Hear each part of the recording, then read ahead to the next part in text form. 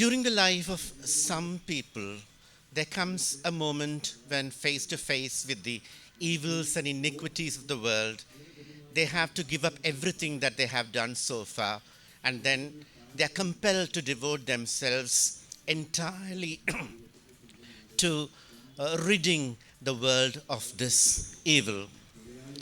During the life of Professor Ruchira Gupta, that moment, that epiphanic moment came when she went on a trip to Nepal and then discovered one of the most terrible aspects of life on earth, the buying and selling of girls as young as 8 or 9. Professor Ruchira Gupta began her career as a journalist. She worked for establishment institutions like the Telegraph, the Sunday Observer, and the BBC. And she covered a great deal of some of the problems of our contemporary times, women's problems, caste conflicts in India, the armed conflicts in the Northeast. And then she went to Nepal, and then there was this moment when she discovered the rows of houses with missing girls, and which completely changed her life.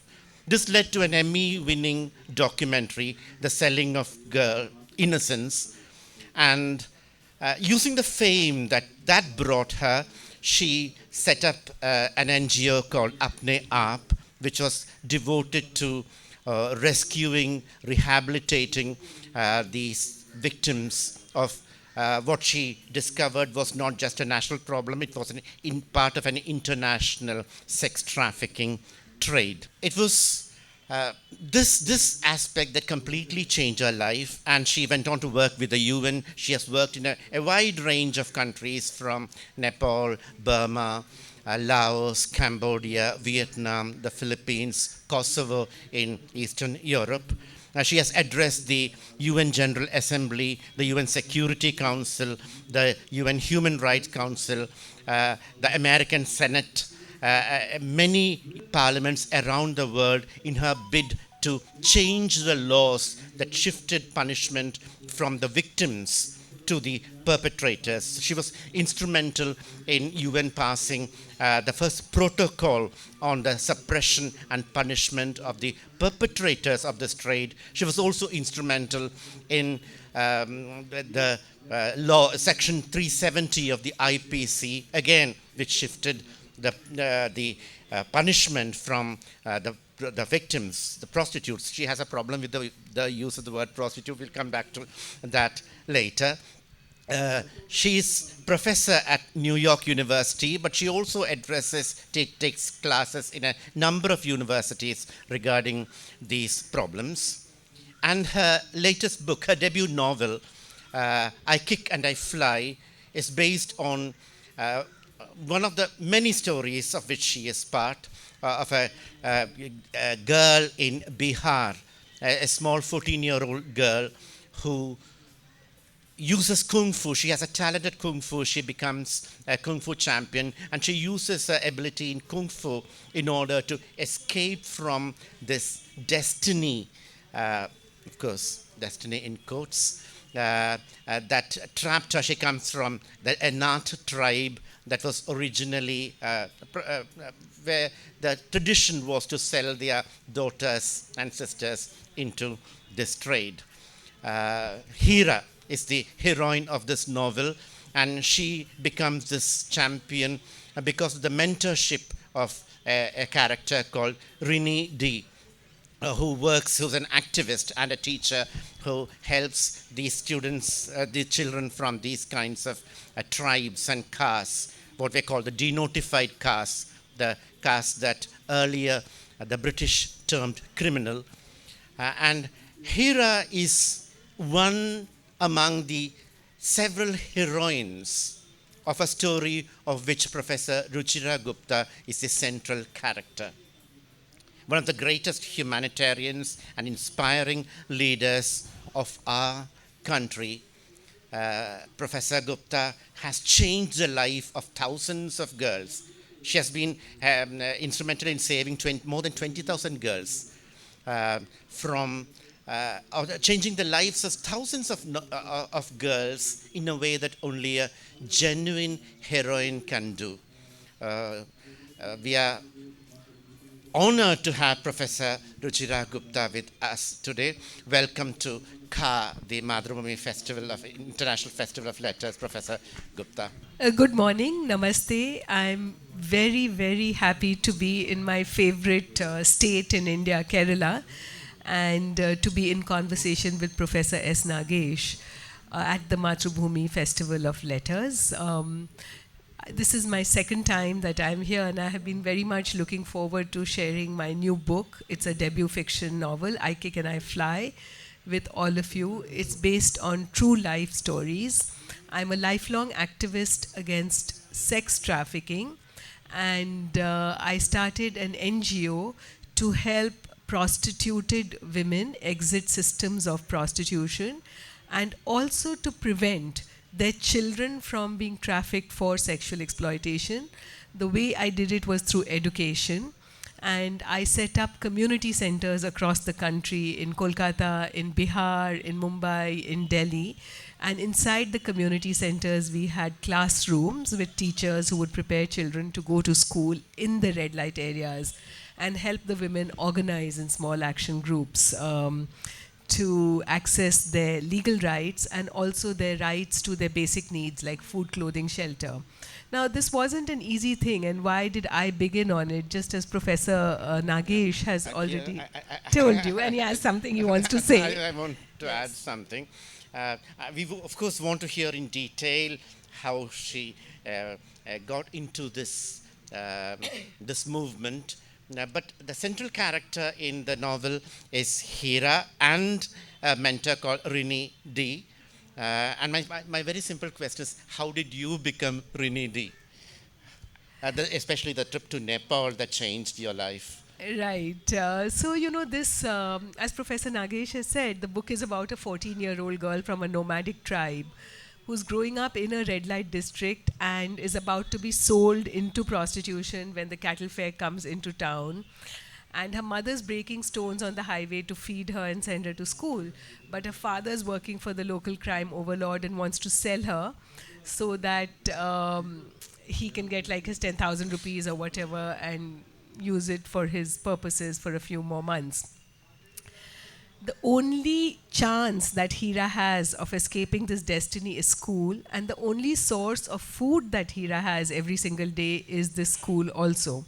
And she's expelled from school for kicking down the teeth of a class bully who notices her stealing an egg. She's sitting and crying when a woman's rights advocate called Rini D notices her and comes to her and says that I know that you fought because you were stealing an egg and you wanted to take that egg for your mother, but I can teach you how to fight so that you win. Not in this impulsive way. I run a kung fu program for underprivileged girls and I run a hostel for underprivileged girls. And would you like to join that? So that is who Rini D is. She's a women's rights advocate and she's organizing women and girls in the red light area. And she's one of the characters who's like a mentor to Hira. So to answer Professor Nagesh's question that how did I become Rini D, how did Rini D become me? Literature, as you know very well, is always based on truth. Either truth that we have experienced or the truth that we have been witness to. And Rini D is a combination of the truth that I experienced as a women's rights advocate who started an NGO called Apne Aap. And it's also a truth that I witnessed by seeing other women's rights activists who were trying to organize girls to stand up to sexual assault. So Rini D is sort of a composite character, just like Hira is a composite character. My own journey to becoming a Rini D is interesting. I used to be a journalist, and I was walking in the hills of Nepal when I came across rows of villages which didn't have any girls from age 15 to 45. So I asked the men sitting there drinking tea, playing cards, where the girls were. And they told me they are in Mumbai. Now, Mumbai was 1,400 kilometers away from these remote hamlets. So I followed the trail and found little girls locked up in tiny rooms for years. And I was angry, sad, upset. I was determined to do something about it. I was a journalist, so I said the first thing I will do is tell the story. I ended up making a documentary. I won an Emmy for Outstanding Investigative Journalism for the documentary. But also, what happened was that when I was on stage and looking at an audience like yours, I realized that, I don't, all I could see were the eyes of the mothers who had told me their story in the brothels of Bombay when I was making my documentary because they wanted to save their daughters. So all I could see were their eyes, and I decided in that instance that I will use my Emmy and my documentary not to build a career in journalism, but to make a difference. So I stepped off the stage and did three things. One was talk to the lady who'd given me the award. She was that time the United States Secretary for Health. And I said, connect me to people in the UN and the US government so I can change laws and policies which will decriminalize the women in prostitution and punish the perpetrators. She did, and that's how I played a role in the passage of the UN Protocol to End Trafficking in Persons and the US Trafficking Victim Protection Act. But I also went back to Mumbai with the award and with the women who had told me their story. In my documentary, I started an NGO called Apne Aap. Apne Aap means self-action in Hindi. The second part of the name was Women Worldwide, which means that we would have solidarity with women's groups across the world. And the dreams of the women became our business plan. School for their children, a room of their own. You are an English literature professor, so you know Virginia Woolf. Um, Punishment of their perpetrators, and also they wanted to make sure that they had a job in an office, which would be based on dignity. And so that's how we began. And fast forward, I set up community classrooms across the country, and try to get the children into school. And my book is set in one such community classroom in Forbisganj, a dirt poor town on the border of Nepal, where someone like a Rinidhi finds someone like a Hira who knows that her fate is sealed because she's going to be sold into the sex trade when the cattle fair comes, because that's what her father wants. Her father's working for the crime lord.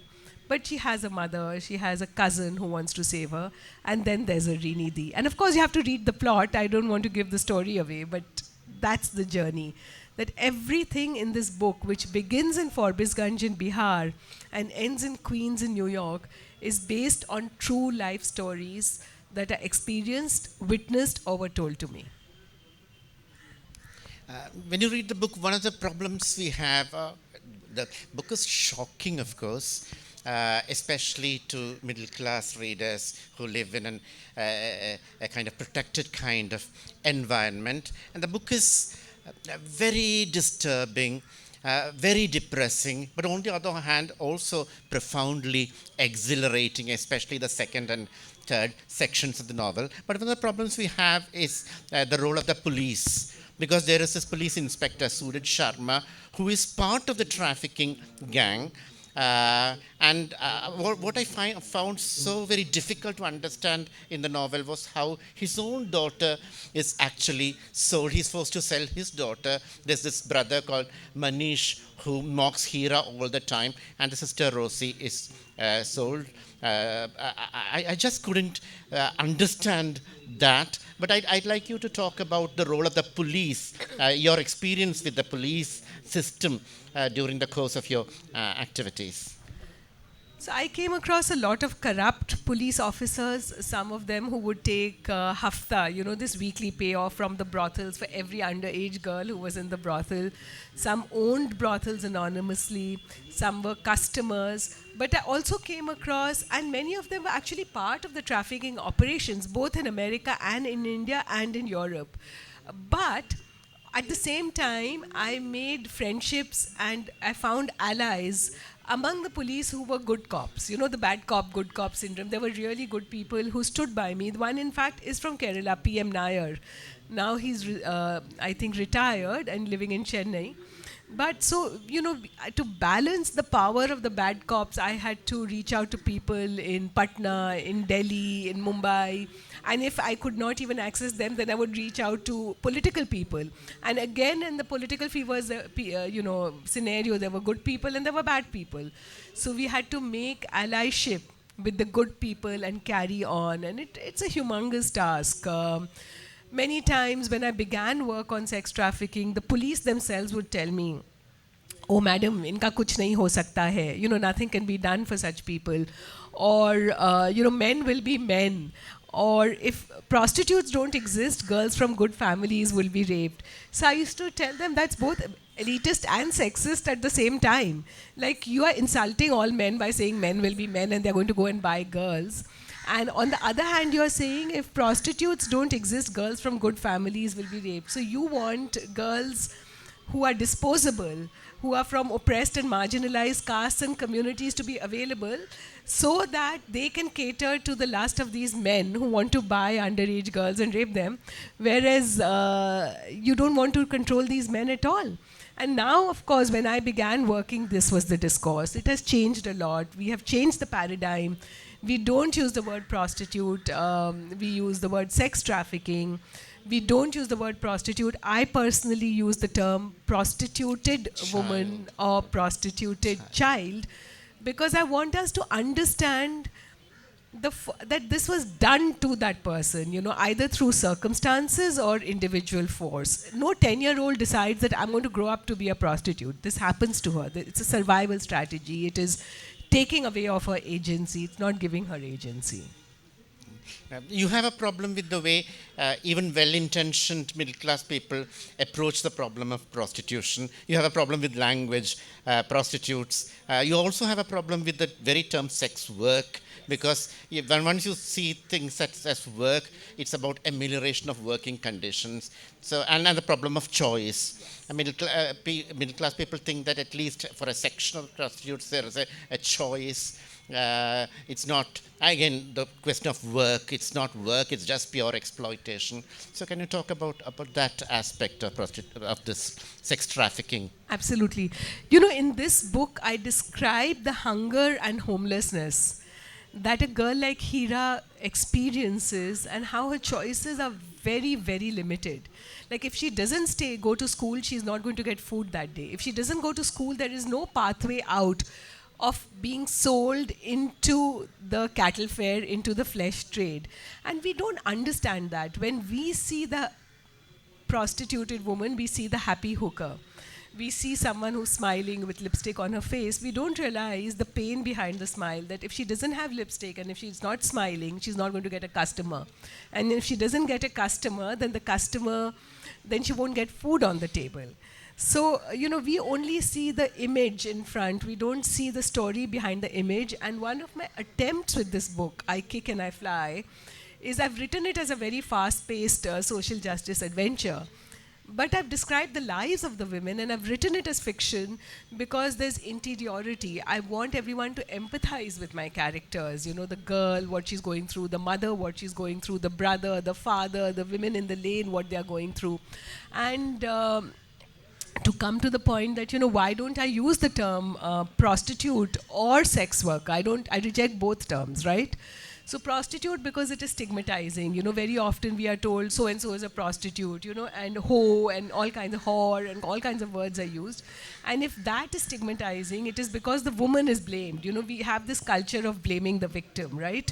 So the woman is blamed for a survival strategy that she never planned on. It just happened to her. And the same thing, in the term sex worker, that is even more diabolical. Because the term sex worker, what it does is that it sterilizes all the exploitation out of prostitution. We succumb to the market, saying that if somebody pays for something, even if it's human flesh, it's all right.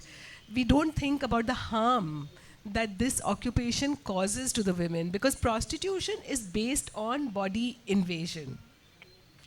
And whatever else we can legislate, working conditions, we can make it cleaner, we can make fixed working hours, etc., etc.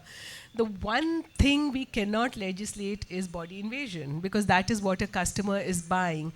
And that has both physical and mental health consequences to the point that in prostitution you earn the most on the first day in the job, and your earning comes down in a period of 3 or 4 years, and the old age pension in prostitution is disease and then death.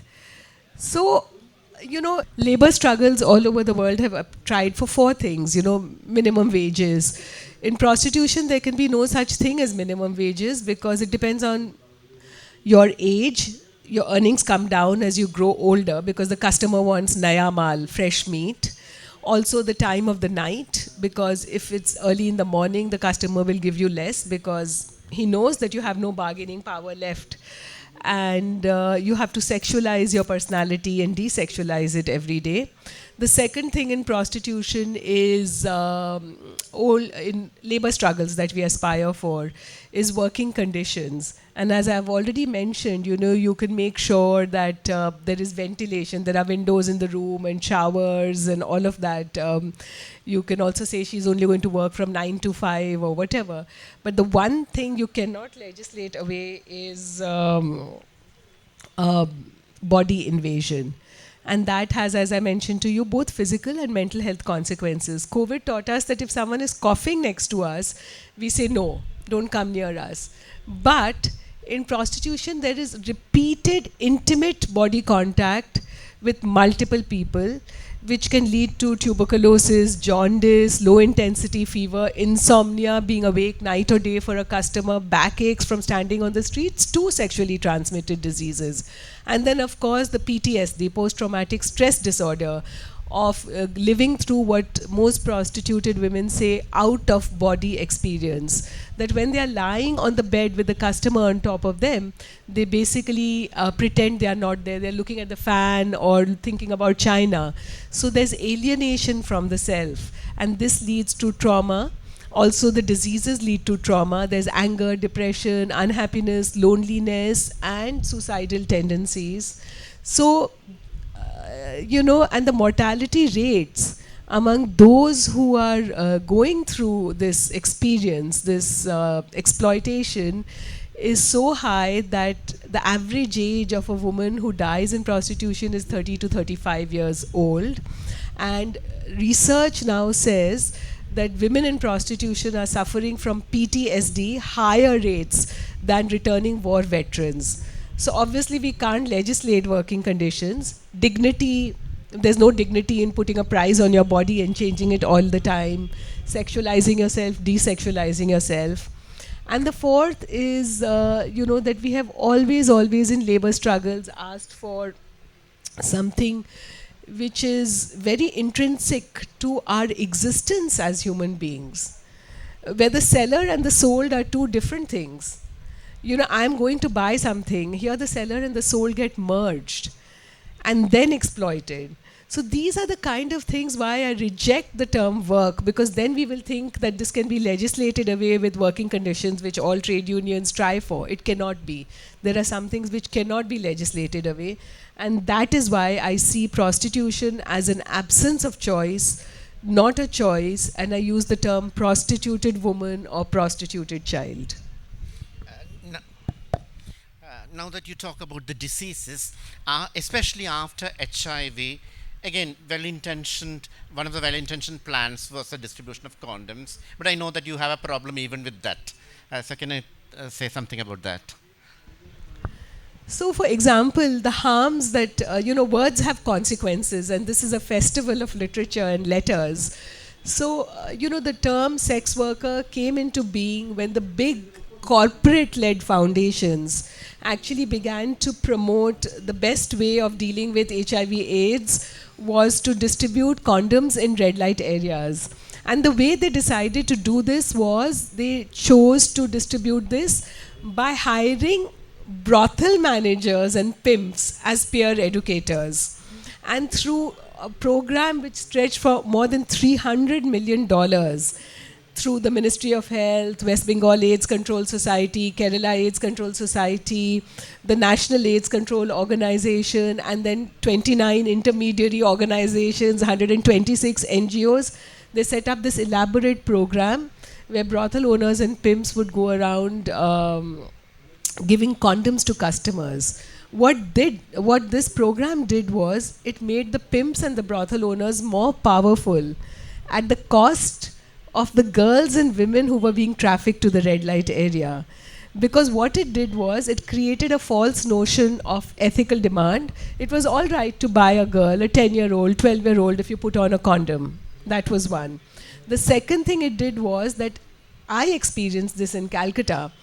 One girl was so badly bruised by her customer that she had to be stitched up. And this happened 2 or 3 times, and she was being held hostage by this brothel manager and this pimp.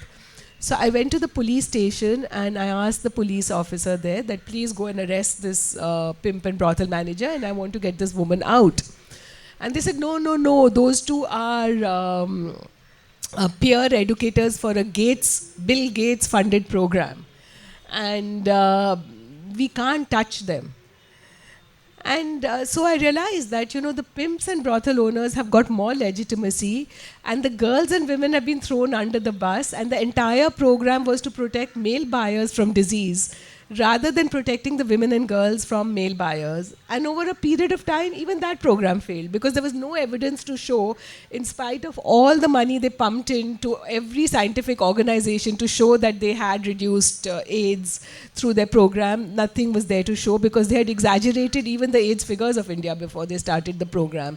And the only people who benefited from it was the sex industry and the condom manufacturers. The women and girls did not benefit from it at all. And finally, Gates quietly closed down the program. But by then, the damage had been done because everybody, if you spend $300 million, more than $300 million in a country like India, can you imagine? Everybody was a consultant and part of the supply chain.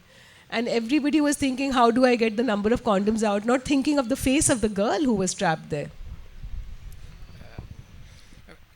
You mentioned you going to the police, and you've also mentioned how once you went to the police to get 2 people arrested, and then the pimp threatened you with a knife, and it was a women's community that actually protected you. So you see that as how an example of women's empowerment. Can you talk about that particular incident? Yeah, so, when I began on this journey of documenting the harms and horrors of sex trafficking, I was once in the brothels of Mumbai, and I was talking to the 22 women who were telling their stories for my documentary because they wanted to blow up the silence and change the end for their daughters. And when I was filming, suddenly, and you must understand that the brothels in Mumbai are like chawls, wooden houses with one staircase growing up, then 20 rooms down a corridor, one toilet at the end. Each room has just one door and then iron bars on the window, 2 or 3 beds jammed into each room. And here, there's no exit literally, and a muscle man sits at the entrance of the door, taking money as the customers walk in. So I was filming, interviewing the women, and suddenly a man came and he shoved a knife at my throat. And he said that, I'm not going to let you film here. You're spoiling the business. So the women I was interviewing, the mothers of the children they wanted to protect, they surrounded me. And they said, if you want to kill her, you've got to kill us first. And the man realized it was too much trouble to kill 23 women, and he slunk away. And that's when I experienced firsthand the power of women's collective action. Because, we think someone is powerless because they are in a brothel, and we are powerful because we are educated or know English or whatever.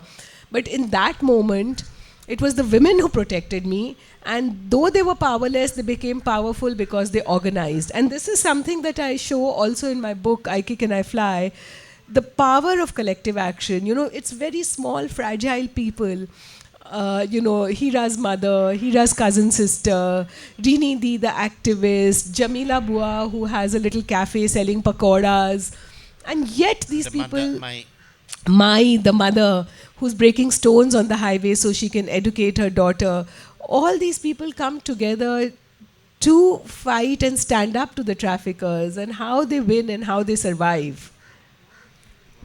And the book is full of these kinds of incidents. As I told you, parts of the book are oddly exhilarating because there are these moments of collective actions or individual heroines who come to the fore and protect the children. It's an action-packed novel too. Especially lots of stunts. Movie like it's a book that all of you must actually read. But here. We get the feeling. We are talking of ordinary middle class people, where it's only a question of poverty.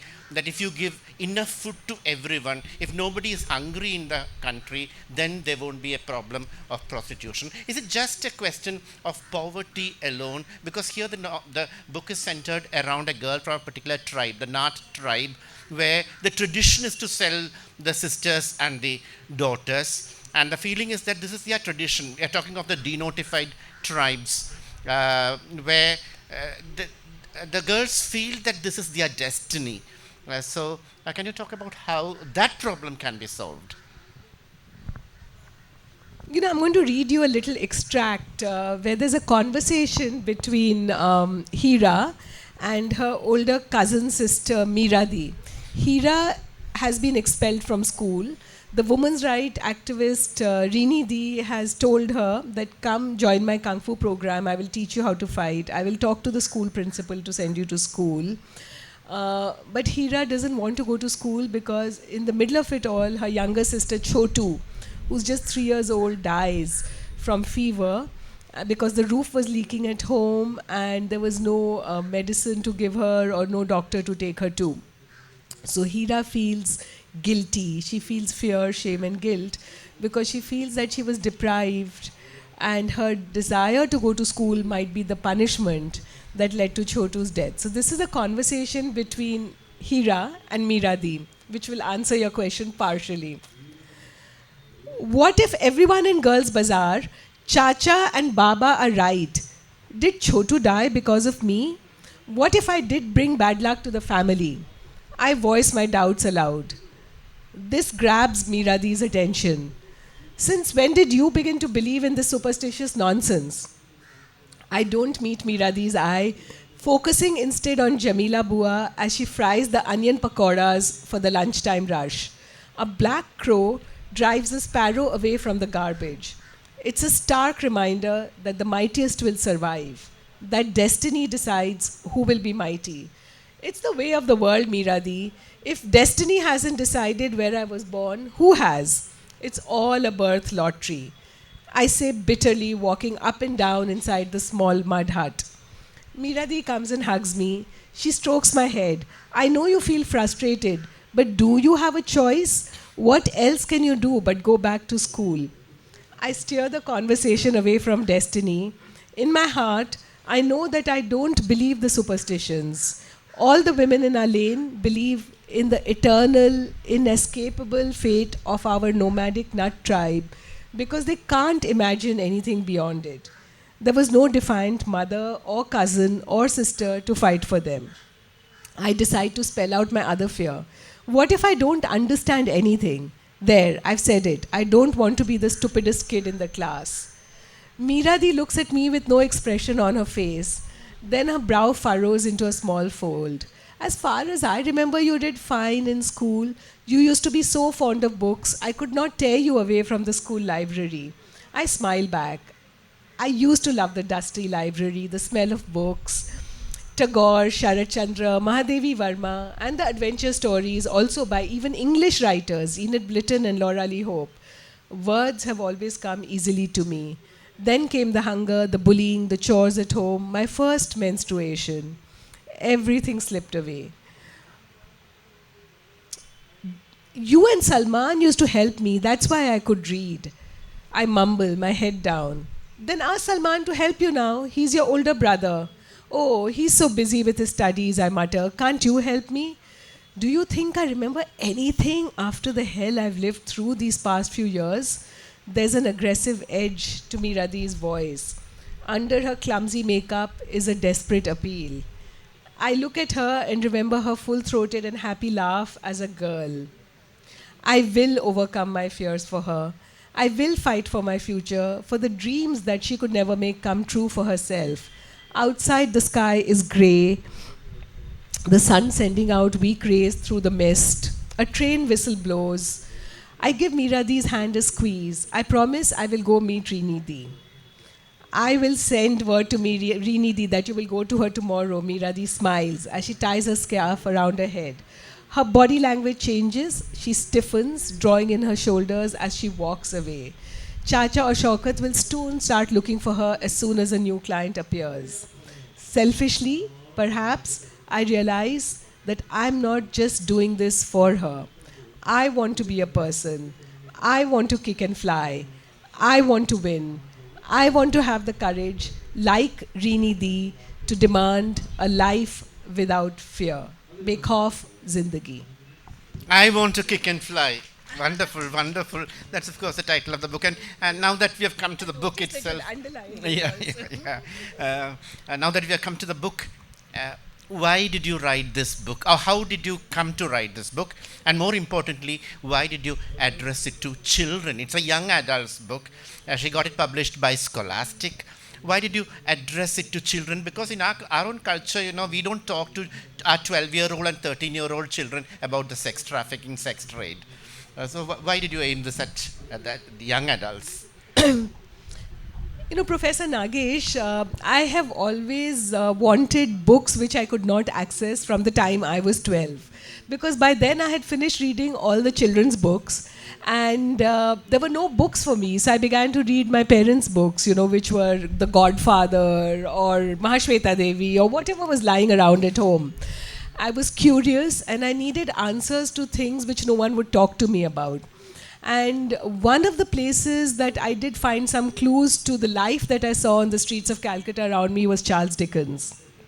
And, Charles Dickens used to write about David Copperfield and Oliver Twist. And when I would see the begging children on the streets of Calcutta living inside pipes and all, I could understand them because I had read Charles Dickens and not because anyone had talked to me about poverty in that way. And, it's always been something that I've been thinking about even as an activist, that, many parts of India have the welfare programs are being cut. In 8 states in North India, you will not believe that the egg program in the midday meal schemes for children in schools for underprivileged girls has been cut. The only source of protein. So, I was thinking that, when Oliver Twist long ago in Dickensian England said, "Give me more" in his foster care home, there was a furor in society. I'm hoping to cause a furor in society by giving voice to children who are so impacted by the society that we are creating, either through the culture that we allow to persist or the programs that we are dismantling. And, how does it impact them? So if you cut the midday meal program, how will it impact a girl like Hira? She'll be hungry, she can't go to school, right? And I wrote this book because every young person I know in today's world is facing body shaming. We just had this big encounter with the Zuckerbergs of the world in America, where we spoke about how Facebook and Instagram and Snapchat and etc. are being used to body shame children, making them depressed, lonely, unhappy. Girls are told you're too fat, too thin, too white, too dark. Boys are told you're too tall, too short, not manly enough. Girls are told not feminine enough. And this leads to loss of self-esteem. The other thing that all children, all young people face, not just children, is bullying, in some form or the other, especially from marginalized groups, right? And then the third thing, and we begin to think that's being manly. That's not being manly, that's just being horrible human being, is what we would say in young people's language. And the third thing is that everyone faces sexual abuse, but we don't talk about it. It's the darkest secret which scars us for life. Some face it just a little bit, a poke in a bus, and some may face it in a bigger way. But we don't talk about it. And this leads to so many issues that we have to deal with as we grow up, and we can't deal with it. It creates fear, shame, and guilt inside our personalities. And so through the story of Hira, whose situation is extreme, she's a girl of a nomadic tribe, I'm trying to break secrets. Secrets don't protect us. Secrets are harmful for us. And so the more transparent we are about issues, then the more likely we are to be able to address them. So I chose to write in the voice of Hira, this 14-year-old girl, and I chose to sell the book to Scholastic, which has the global rights for the book, though in India it's HarperCollins. It's a crossover book for adults and young adults, for anyone 12 and up, so that they can at least have a way to talk about issues which matter to them, and nobody will talk to them about it. So that if we don't like the beginning, we can change the end. You've already mentioned Charles Dickens and Oliver Twist. So, further to that, do you think that fiction can be much more powerful in moving society about problems than non-fiction can be? One thinks of books like Harriet Beecher Stowe's Uncle Tom's Cabin, which we assume caused the Civil War, or To Kill a Mockingbird, which completely changed the attitude of a generation towards racism. So, about the power of fiction rather than non-fiction. Is that why you ended up writing a novel rather than a non-fiction book? Yes, I chose fiction because I think it creates empathy, and we can understand the thoughts and the feelings of our characters, and so go deeper into what they experience. Because very often the characters that I am writing about, they are like cardboard creatures to us. We see them in photographs standing on the street with painted faces. We don't know who they are. But through fiction, or we'll read about them in reports, which is data. This is not data, this is reality, and this girl has thoughts and feelings. Her mother has thoughts and feelings and emotions. She deals with betrayals and friendships, complicated family relationships, her relationship with her father.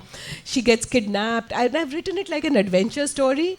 So it's very fast paced, and you jump from page to page. Every chapter ends in a cliffhanger.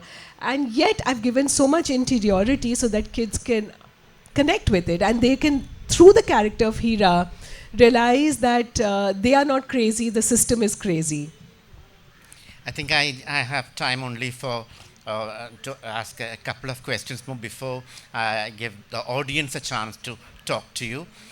Kung Fu is, of course, a central character in this novel, and the importance of teaching young girls martial arts in order to protect themselves. So can you talk a bit about it? And I'd like you to read that passage about That's Hira's philosophy of Kung Fu. Yes, absolutely. So, one of the reasons that we suffer from body shaming and loss of self-esteem is that, we are told you're, as I said, too fat, too thin, too white, too dark, etc., etc. But also, we don't value every single parts of our body the same way. We are told as soon as we are born, sit with your legs together, hide your breasts, look down, and these are things which are supposed to be feminine, but they actually help not to make us value our body more, but they create fear. So Kung Fu, of course, is a way. I could have chosen dance also, because we do have dance therapy in our NGO as well. But I chose Kung Fu because it's sort of gender neutral, boys and girls and Bruce Lee and everybody does it. So it takes us also... Bruce Lee is a central character. Very, he's my philosopher. Yeah. He's the philosopher. He says, be like water, don't flow, don't crash. And I think that's also my motto these days. So I'll just read you one bit about the body and why we all have to value our bodies. And how does Hira learn to do that? Because she hates her body. She thinks she's going to be sold because of her body. The instructions begin. Left, right, press your thighs, back straight, shoulder down, breathe deeply. As I relax down into what I think is the horse stand, Rinidhi comes and straightens my back. Don't push your chest inward, Rinidhi shows me. All power in Kung Fu comes from the ground. I try to feel the pull of the earth. I embrace gravity, letting it connect with my body. Somehow it's more natural than I could have ever imagined. Something happens. My body loosens up and lets go. I open up my shoulders instead of slouching over my breasts in shame. I inhale deeply into my expanded lungs. I think of when I felt like fighting in the past, how the tension in my body seemed to swallow me. I wasn't in control then, but now I feel as light as air. The gravity centers me, the earth carries me, the day's anxieties don't exist. The earth has absorbed them. I feel as though I can move my body in any direction. We move to the forward stance, Rinidhi shows us how to shift our weight onto the front leg. We bend the front knee, our back leg straight towards the side like a drawn bow. By the time we finish the cat stance, the twist, and the crane stance, I'm exhausted. I can feel every muscle ache, every paw breathe, the shame, the guilt, and the fear that have been embedded in every cell of my body seem to have seeped out of me.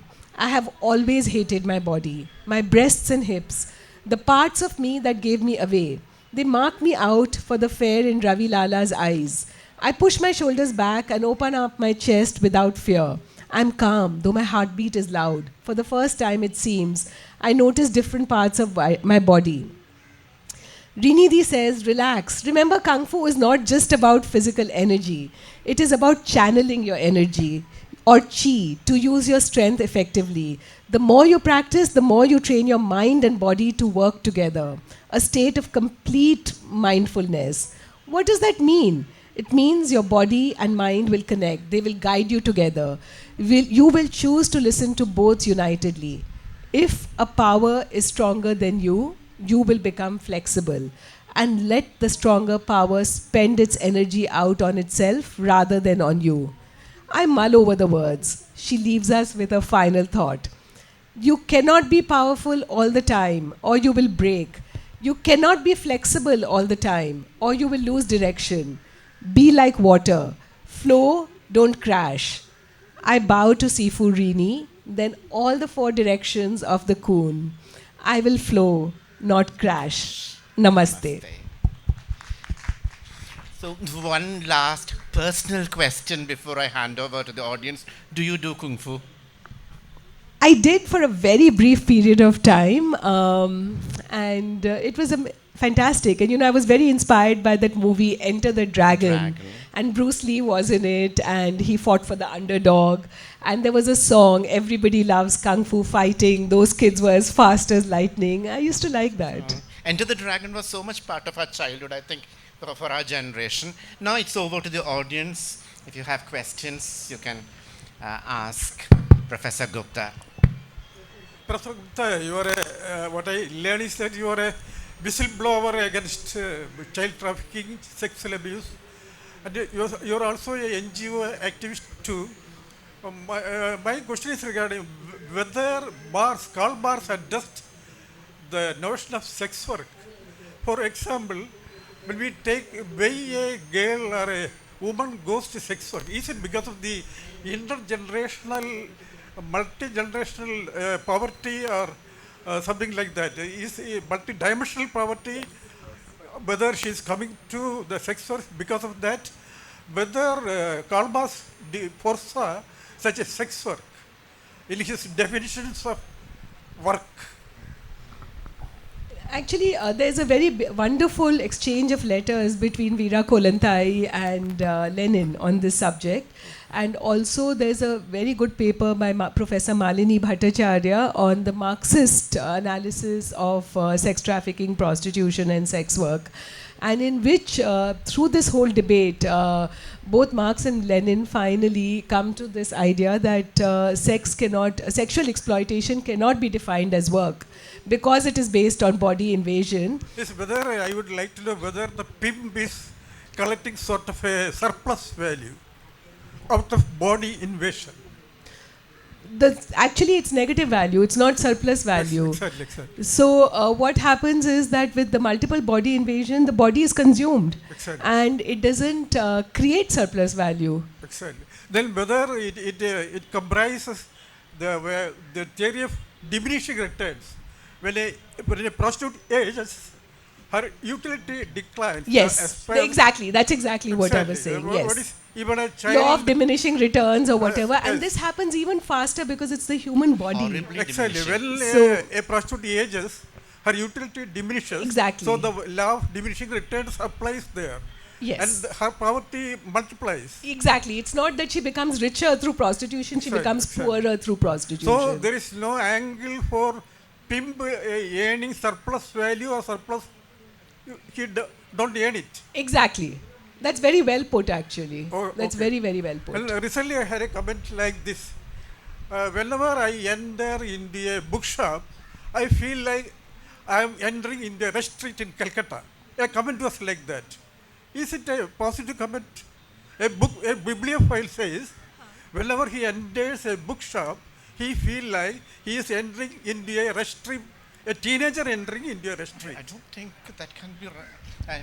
Whenever we enter a bookshop, it feels like entering a red street in Calcutta. I don't know. No, we have, I don't know which bookshop, but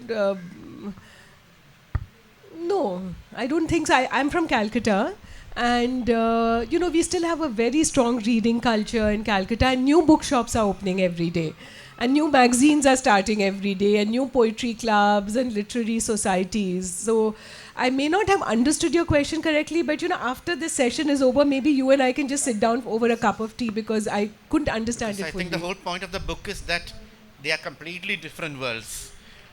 But we can talk. I didn't understand it, so I think we'll talk after that. One question that I've got for you: when you try to work against the system, a system so well established in a much negative way, there's a lot of repercussions that comes with it. When you were talking about the physical violence that you had to encounter, was this one particular example that you've told us, or does this happen quite often? Second, when you're closely dealing with something very depressing, honestly, to see all these young women coerced into prostitution, how do you handle the mental taxation that you go through? Because this is something that you closely work with. How do you, after all this, how do you navigate through at the end of the day? So, of course, I have had lots of physical challenges dealing with this, because I'm dealing with criminals. And for them, pulling out a knife or threatening to cut off my head and all of that is normal. So I have tended to just take it in my stride over a period of time, and I just carry on. And I think that comes from some sort of very strong conviction that I will take on this system. Now, in terms of the trauma, one of the most traumatic things I find about my work is all the stories of trauma that I hear from the people that I have to help. And I know that I'm not going to succeed with every single girl or woman. I don't want to raise expectations, and yet I carry on. And I think the resilience comes from the courage of the women. That if they have hope, then how can I not have hope? And if they are willing to stand by me, then how can I not be willing to stand by them? It's a journey. And I will not give it up midway, at least not in my lifetime, because we've started this journey. And every girl who succeeds shows me that it's possible. And that's why I brought out this book as I Kick and I Fly as a work of fiction, but it's based on true life. I actually wrote I Kick and I Fly. I began writing it when a girl just like Hira won a gold medal in karate in my NGO. So I knew what odds she had overcome: hunger, homelessness, poverty, bullying, father who wanted to sell her, mother who was starving. And yet she did win the gold medal. And today she has finished 2 degrees, a political science degree and a B.Ed degree, and she's a teacher. So if that can happen, then that's enough. And I think hope is a great way of not just healing, but also of planning. Hope, not being depressed. It's a wonderful note on which to end a conversation on what is a depressing kind of topic. Professor Ruchira Gupta, it's been truly an honor to have you with us today. Thank you.